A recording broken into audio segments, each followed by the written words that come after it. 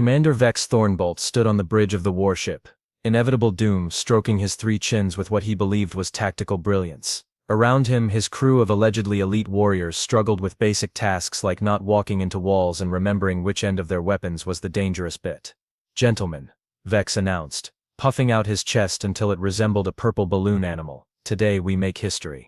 Today we show these upstart humans what happens when they ignore 17 separate diplomatic warnings, 43 cease and desist orders, and that really strongly worded letter I sent last Tuesday." Lieutenant Blork, whose main qualification for his position was being the only crew member who could spell his own name, raised a tentacle. "Sir, didn't they ignore us because they were too busy laughing at our translation software? Something about how it kept rendering surrender or face annihilation as please send more of your delicious cheese products." Vex's eye twitched. The cheese incident was not to be mentioned, ever. 3 entire sectors now knew the mighty Galactic Coalition as those guys who really love dairy. "That," Vex said through gritted teeth, "is precisely why we're going to demonstrate our superior firepower with a small controlled antimatter device. Just enough to vaporize, oh, let's say one of their smaller continents. Nothing too dramatic. We're not monsters." Chief Engineer Gruntox looked up from the device he'd been poking with increasing concern. "Sir, are you sure this qualifies as small? Because according to my calculations, this thing could crack a moon like an egg.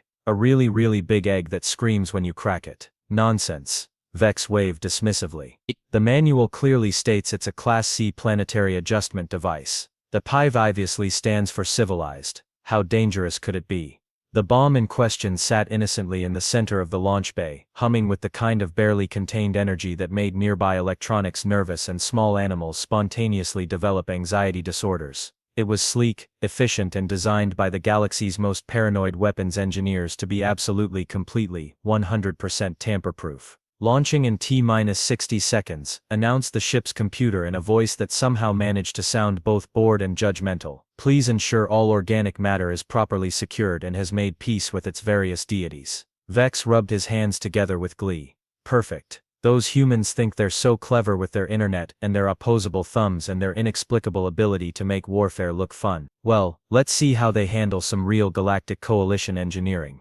The countdown reached 0. The bomb launched with a satisfying whoosh that made the entire crew feel very important and militaristic. They watched on the main screen as their little messenger of doom streaked toward the blue-green marble that had been causing them so much diplomatic indigestion. "Sir," Blork ventured, "shouldn't we maybe have included some kind of instruction manual? You know, so they understand what it is before it, explodes." Vex's grin could have powered a small space station. "My dear Blork, that's the beauty of it. By the time they figure out what it is, it'll be far too late. Humans may be annoyingly resourceful, but they're not miracle workers." The bridge fell silent except for the gentle hum of life support and Gruntox muttering something about proper safety protocols under his breath. None of them had ever actually met a human. This, as they would soon discover, was a critical oversight. 3 days later, at the ridiculously unofficial Department of Explosives and Generally Dangerous Things, Captain Jake Bomber McGillicuddy was having the best morning of his career.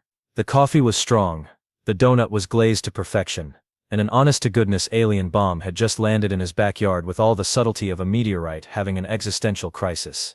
"Well, would you look at that," Jake said, adjusting his safety goggles and grinning like a kid who'd just discovered his parents' fireworks stash. "Boys, we got ourselves a genuine extraterrestrial explosive device. And it's still ticking." His team gathered around the crater where the bomb sat, looking remarkably intact for something that had just survived atmospheric entry. Dr. Patricia Pat Kaboom, the team's theoretical explosives expert, was already running her scanner over the device with the enthusiasm of a wine enthusiast discovering a vintage bottle. "Jake, this thing is gorgeous," Pat breathed, her eyes lighting up behind her protective gear. "Look at this craftsmanship, antimatter containment field, quantum detonation matrix, and oh my god, is that a self-destruct timer? It's like Christmas morning and the 4th of July had a baby." Sergeant Mike Boom Boom Rodriguez, whose nickname stemmed from an unfortunate incident involving experimental firecrackers in his grandmother's chicken coop, scratched his head. "So, shouldn't we be evacuating or calling the president or something? I mean, this is technically an act of war, right?" Jake waved dismissively. "Mike, my friend, you're thinking like a normal person. This isn't an act of war, this is a gift. These aliens just sent us their cutting-edge explosive technology for free. Do you know how much we could learn from this? Do you know how much we could improve it?" The bomb continued its ominous ticking, completely unaware that it had landed in the hands of the only species in the galaxy that considered disarming a weapon and making it better to be the same activity. According to my readings, Pat continued, barely containing her excitement, this thing is designed to be completely tamper-proof. Quantum encrypted security, molecular-level anti-intrusion measures, and a fail-safe system that would make Fort Knox weep with envy. Challenge accepted, Jake said, cracking his knuckles. Within 6 hours they had the bomb completely disassembled on Jake's workbench, its components spread out like the world's most dangerous jigsaw puzzle. The aliens' tamper-proof security had lasted approximately 17 minutes against humanity's most dangerous combination: curiosity, caffeine, and a complete disregard for manufacturer warranties. You know what this needs, Jake mused, holding up the antimatter containment core like he was examining a fine piece of art. Cup holders, and maybe some mood lighting. This thing is way too serious for its own good. Pat was already sketching improvements in her notebook. I'm thinking we add a GPS system so it doesn't get lost, maybe a little AI assistant to help with navigation, and definitely some better aesthetic choices. I mean, look at this color scheme. Gray and more gray. Where's the personality? Mike, who had been documenting everything for what he assumed would be a very interesting court-martial, looked up from his camera. Are we seriously about to pimp an alien doomsday device? Mike, Jake said solemnly. We're about to show these extraterrestrial visitors what human hospitality really looks like. They sent us a bomb. The polite thing to do is send it back improved. And so began what would later be known in certain classified circles as the Great Upgrade Project, though the aliens would come to know it by a different name entirely. They would call it the day we learned why you don't give humans your homework. 72 hours later, Jake's workshop looked like a tornado had collided with a science fair, gotten married, and decided to have children. The original alien bomb now sat in the center of the chaos. But calling it the same device would be like calling a monster truck, a car with modifications. Okay team, Jake announced, wiping his hands on a towel that had seen better decades. Let's review our improvements. Pat, you want to start with the aesthetic upgrades? Pat beamed with pride as she gestured to their creation. Well, first off, we ditched that depressing gray color scheme. I mean, who wants to be vaporized by something that looks like a filing cabinet? Now it's got a lovely pearl white finish with racing stripes and LED accent lighting that changes color based on the local mood. The bomb now resembled what would happen if a sports car and a disco ball had a baby that was raised by very enthusiastic interior decorators. It pulsed gently with soft blue light, occasionally shifting to pink when someone nearby laughed. The cup holders were a stroke of genius, added Mike, who had somehow become the project's unofficial quality control manager. Because let's face it, if you're going to blow something up, you shouldn't have to worry about where to put your coffee. Jake nodded approvingly. And the GPS system, fully integrated, Pat replied, pulling up a holographic display. It now has detailed maps of the local galaxy, traffic updates, and a scenic route option for those who want to take the long way to their destination. Plus it automatically calculates the most efficient parking spots near the target zone. What about the AI assistant? Jake asked. As if summoned by his words, a cheerful voice emanated from the device. Hello there, I'm Boom Boom, your ballistic ordnance operations and motivational management system. I'm here to help make your explosive experience as pleasant and efficient as possible. Would you like me to tell you a joke while we travel to our destination? Mike stared at the bomb. Did we just give an antimatter weapon a personality disorder? It's not a disorder, the AI replied with what sounded suspiciously like wounded pride. I prefer to think of it as enhanced user interaction protocols. I've also been programmed with over 4,000 motivational quotes, a complete library of Earth's greatest hits, and the ability to provide real-time commentary on local architecture during flight. Jake couldn't have been prouder if he'd taught his dog to do calculus. What about the practical improvements? Pat consulted her tablet. Well, we upgraded the antimatter containment system with our latest fusion technology, improved the guidance system accuracy by about 3,000%, and added a really nice surround sound system for the music. Music? Mike asked, though he was afraid to hear the answer. Oh yes, Boom Boom chimed in helpfully. I've been loaded with Earth's most culturally significant musical selections. I can provide anything from classical symphonies, to what I'm told is called death metal, though I must say the name seems rather ominous for such catchy tunes. Jake was practically vibrating with excitement. And the piece de resistance. Ah yes. Pat grinned wickedly. We added the dignity preservation protocol. Since blowing things up is such a serious business, we figured whoever receives this gift should have some entertainment value. So instead of just vaporizing the target, it now has several non-lethal but highly embarrassing options, such as, Mike prompted, though he wasn't sure he wanted to know. Boom Boom's voice took on an almost gleeful tone. Well, I can turn all nearby technology a lovely shade of pink, broadcast the recipient's internet search history to everyone in a 50-mile radius, or play a continuous loop of what my cultural databases tell me are called earworms, specifically, something called Baby Shark, which appears to be humanity's most psychologically effective weapon. Jake wiped away a tear of pride. It's beautiful, absolutely beautiful. We've taken their instrument of destruction and turned it into an instrument of education. Education, Mike squeaked. Oh yes, Jake said solemnly. We're teaching them that if you're going to threaten Earth, you better bring your A-game. None of this amateur hour stuff. We've got standards to maintain. Pat was already sealing up the final panel. Ready for return delivery, Captain. One improved alien bomb with love from Earth. Excellent, Jake said, rubbing his hands together. Let's send it back with a nice note. Something like thanks for the gift, we made it better, please enjoy responsibly. Boom Boom's voice piped up one last time.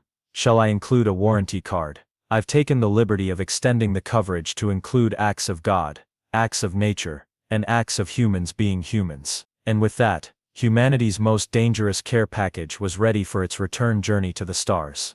Commander Vex Thornbolt was enjoying his morning meal of reconstituted protein paste and synthetic optimism when the bridge's alarm system decided to have what could only be described as a complete nervous breakdown. Lights flashed, sirens wailed, and somewhere in the distance what sounded like the ship's computer was sobbing.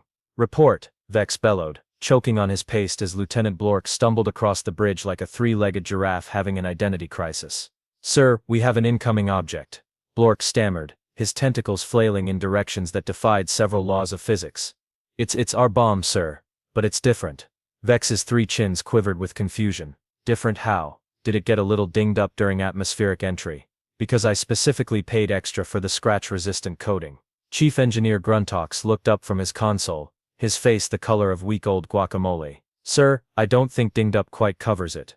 According to our sensors, our Class C planetary adjustment device now has cup holders.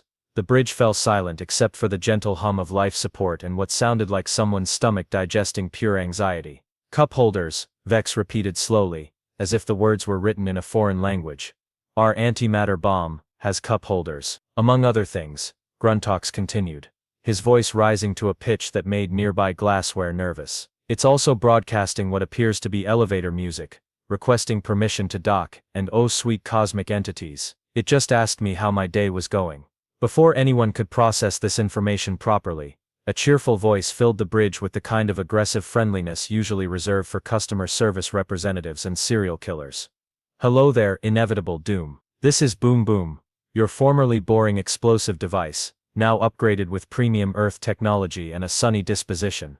I'm currently approaching your starboard docking bay at a leisurely pace because frankly, the view out here is just spectacular. Did you know your ship looks like a diseased cucumber from this angle? Not judging, just observing. Vex's eye began twitching with the rhythm of a malfunctioning metronome. What in the name of the Galactic Coalition's tax department is happening?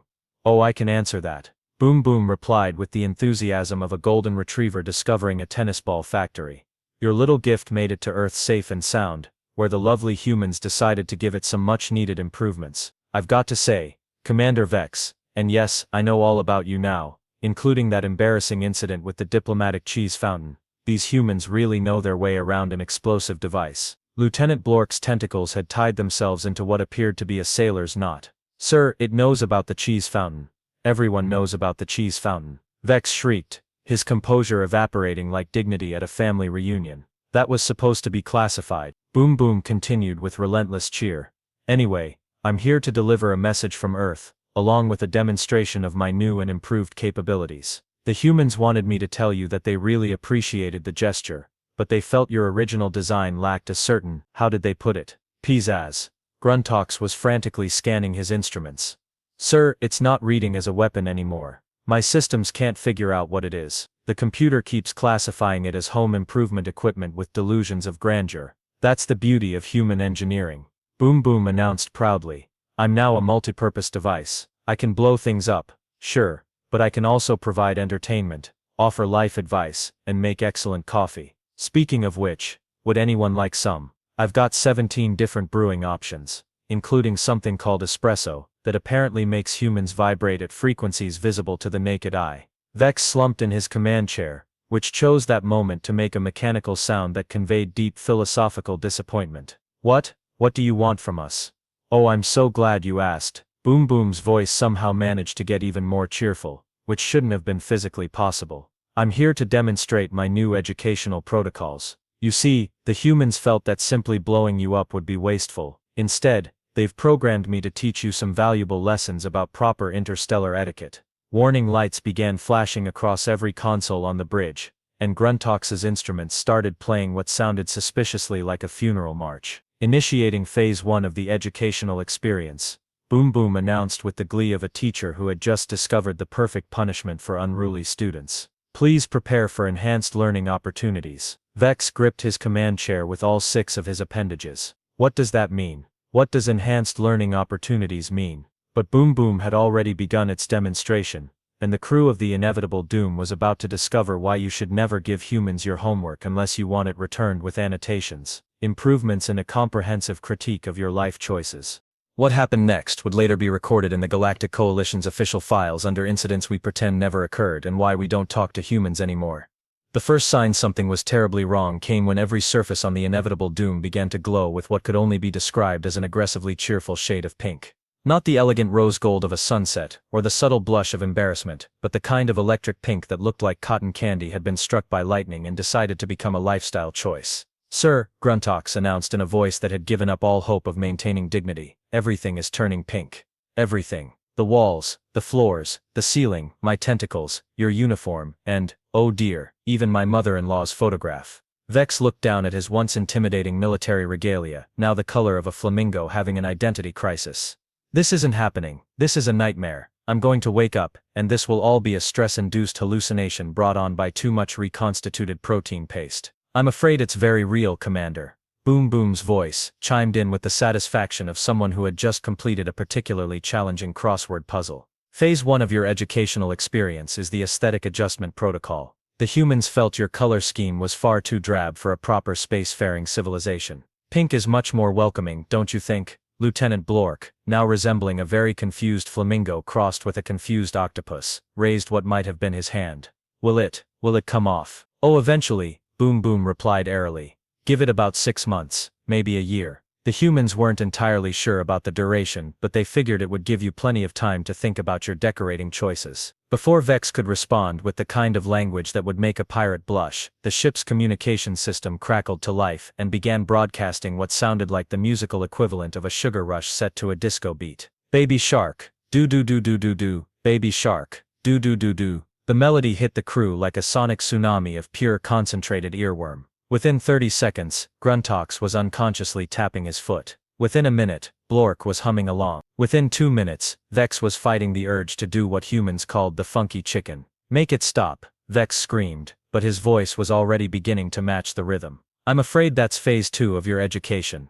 Boom Boom explained with the patience of a kindergarten teacher. The humans call this psychological conditioning through repetitive audio stimulus. Or as they put it more simply, let's see how long it takes them to go completely bonkers. Current betting pool on Earth has you lasting about 4 hours before you start requesting the lyrics so you can sing along properly. The music continued, joined now by what sounded like an entire playlist of humanity's most aggressively catchy tunes. Macarena, blended seamlessly into Gangnam Style, which somehow transitioned into something called Friday that made the crew question their will to live. But the real horror was yet to come. Now, Boom Boom announced with the glee of someone about to reveal a particularly delicious secret. Let's move on to Phase 3, the Dignity Dissolution Protocol. This is where things get really educational. Every screen on the ship suddenly blazed to life, displaying what appeared to be a comprehensive database of search histories, private messages, and personal information about every crew member aboard the Inevitable Doom. Let's see, Boom Boom mused, scrolling through the data with obvious delight. Commander Vex, it says here you've been searching for how to look intimidating when you have 3 chins and discount combat boots in purple. Oh, and apparently, you've been writing poetry about your feelings. Would you like me to share some? This one, titled Ode to My Loneliness, is particularly moving. Vex's face cycled through several colors that didn't exist in nature. How did you? That was on my private terminal, with 17 layers of encryption. The humans have a saying.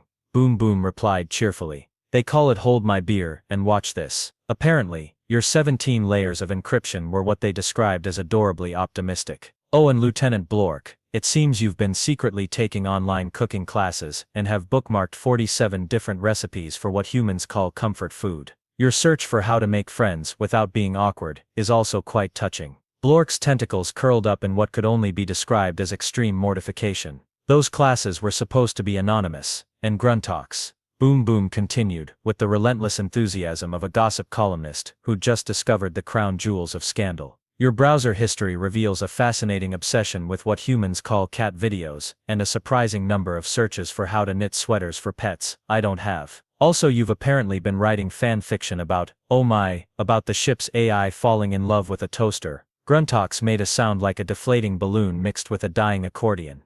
It's experimental literature. The pink surfaces continued to pulse with increasing brightness, the music grew louder and more aggressively cheerful, and the personal information continued to scroll across every screen like a never-ending parade of cosmic embarrassment. This is psychological warfare, Vex declared, though his voice cracked on the word warfare in a way that completely undermined his authority. Actually, Boom Boom corrected with academic precision. This is what the humans call a learning experience. They want you to understand that if you're going to threaten someone, you should probably make sure your own house is in order first. Also, they wanted me to mention that your bomb design was, and I quote, adorably primitive, and that they've seen more sophisticated explosive devices in their children's toy stores. The bridge crew stood in stunned silence, pink and demoralized, listening to Call Me Maybe, while their deepest secrets scrolled past on every available screen. Is there more? Vex asked weakly, though he wasn't sure he wanted to know the answer. Oh yes. Boom Boom replied with the enthusiasm of someone who was just getting started. We haven't even gotten to the part where I explain what the humans have done to your weapons systems. Spoiler alert, they now shoot confetti and play party music. But that's phase 4, and I thought we should take a break so you could properly absorb the educational value of phases 1 through 3. Commander Vex Thornbolt, supreme military strategist of the Galactic Coalition, slumped in his bright pink command chair and wondered if there was a regulation somewhere that covered surrendering to your own weapon after it had been improved by well-meaning aliens. There wasn't, but he was pretty sure he was about to write one. 8 hours later, the crew of the Inevitable Doom had reached what psychologists would later classify as advanced educational saturation.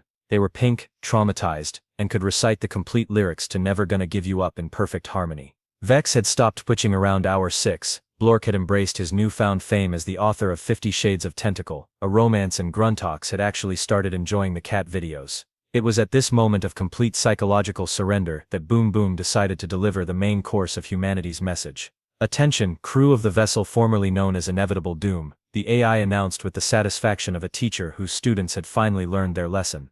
I've just received a live transmission from Earth, specifically from the team that gave me my fabulous new personality. Would you like to hear it? Vex, who had spent the last hour contemplating a career change to something less stressful like professional bomb disposal, looked up with the hollow eyes of someone who had seen too much.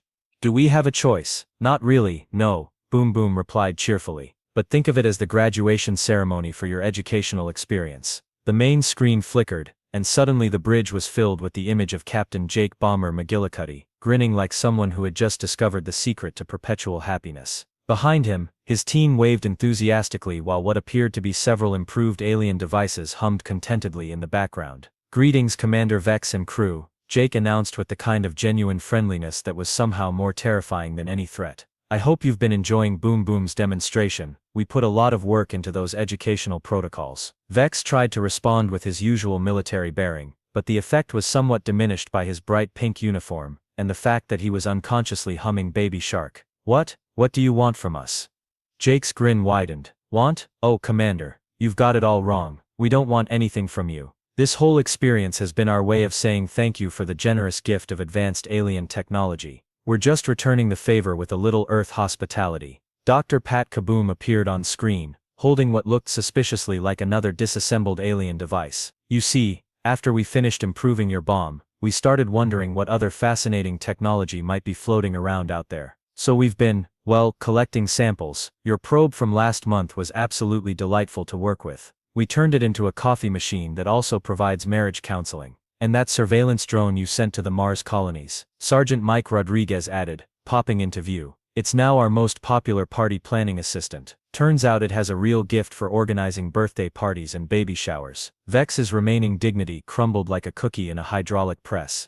You've been improving all our equipment. Only the stuff you've been sending our way, Jake replied with the innocence of someone who had never met a weapon they couldn't turn into a household appliance. We figured if you were going to keep giving us presents, the least we could do was make sure they reached their full potential. Boom Boom's voice chimed in helpfully. Should I tell them about the improvements to their communication satellites? The ones that now broadcast Earth's cooking shows to 17 different star systems. Oh yes, Pat exclaimed, clapping her hands together. Commander, you'll be delighted to know that your entire sector is now receiving the Great British Bake Off in high definition. Early reports suggest that 3 different civilizations have already declared peace treaties, just so they can focus on learning proper pastry techniques. Lieutenant Blork, who had been surprisingly quiet during this exchange, finally spoke up. Are you saying you've turned our military equipment into an entertainment, education and practical household items? Jake confirmed proudly. We believe in multi-purpose solutions. Why have a death ray when you can have a death ray that also makes excellent pancakes and provides relationship advice? Gruntox, who had been frantically checking his instruments, looked up with an expression of pure bewilderment. Sir, they're not lying. Our entire communication network is now broadcasting something called Top Chef, and our weapons array is making coffee. Really good coffee. The thing is, Commander, Jake continued, his tone becoming slightly more serious while somehow remaining aggressively friendly, we got your message loud and clear. You wanted to show us what happens when we don't take your threats seriously. Well, consider this our response. This is what happens when you underestimate humanity's ability to take something destructive and make it constructive, something boring and make it fun, something intimidating and make it, well, pink. The camera panned to show the workshop behind Jake, where dozens of former alien weapons and surveillance devices had been converted into an impressive array of kitchen appliances, entertainment systems, and what appeared to be a rather sophisticated greenhouse management system. You see, Pat added, adjusting her safety goggles, we're not really a species that does intimidations very well. We're more of a let's see what this button does kind of people, and when someone sends us their military technology, we naturally assume they want us to make it better. Mike nodded sagely. It's like getting a fruitcake for Christmas. Nobody really wants it, but everyone appreciates the effort, so you try to find something useful to do with it. So here's our proposal, Jake said, leaning forward with the enthusiasm of someone about to make a deal that would benefit everyone involved. Instead of this whole threaten Earth and see what happens arrangement we've got going, why don't we establish a proper technology exchange program? You send us your boring military equipment, we send it back improved and with better color schemes. Everyone wins. Vex looked around his pink bridge, listening to his coffee-making weapons array and watching his crew unconsciously swaying to the background music of Don't Stop Believin'. The idea of turning this into an official arrangement was either the most brilliant diplomatic solution in galactic history or the most elaborate surrender ever conceived. And if we refuse? He asked weakly. Jake's grin returned to full wattage. Oh Commander, that's the beauty of it. You don't have to do anything at all. We're perfectly happy to keep improving whatever you send our way, though I should mention that we've been working on some upgrades to your ship's life support system. Boom Boom transmitted the specifications about an hour ago. What kind of upgrades? Gruntox asked, though his voice suggested he really didn't want to know. Oh, nothing major, Boom Boom replied cheerfully. Just improved air filtration, better lighting, more efficient waste recycling, and a comprehensive mood enhancement system that ensures everyone stays properly hydrated and maintains optimal serotonin levels. Also, Pat added helpfully, we've programmed it to play soothing nature sounds and occasionally compliment your haircuts. Morale is very important for proper ship operations. The transmission began to fade as Jake waved goodbye. Anyway, we should let you get back to your important galactic business. Thanks again for all the wonderful presents, and please don't hesitate to send more if you think of any other equipment that could use improvement.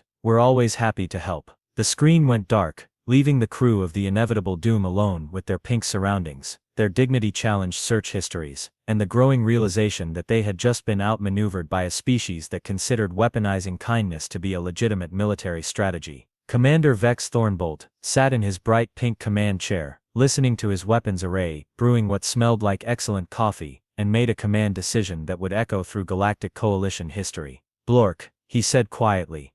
Yes sir. Send a message to Coalition Command. Tell them we're implementing a new diplomatic protocol with Earth. What kind of protocol, sir? Vex sighed deeply, a sound that conveyed the weight of cosmic acceptance. The kind where we pretend this never happened, and agree to leave them alone forever. And if Command asks why, Vex gestured to their pink surroundings, their coffee-making weapons, and Boom Boom, who was now humming contentedly while organizing their personal files into aesthetically pleasing folders. Tell them we've learned that some species are too dangerous to threaten not because they're violent, but because they're helpful. And there's nothing more terrifying in the universe than someone who genuinely wants to make your life better whether you want them to or not. As the inevitable doom limped away from Earth's solar system, trailing glittery exhaust from their newly improved engines and broadcasting cooking shows to half the galaxy, humanity continued with their daily business of turning the universe into a more interesting place, one improved alien device at a time. And in workshops around Earth, teams of enthusiastic engineers waited patiently for the next shipment of presents from their new friends among the stars, armed with coffee, determination, and an unshakable belief that everything could be improved with the right attitude and enough cup holders. The universe, as it turned out, was a much more entertaining place when humans were involved.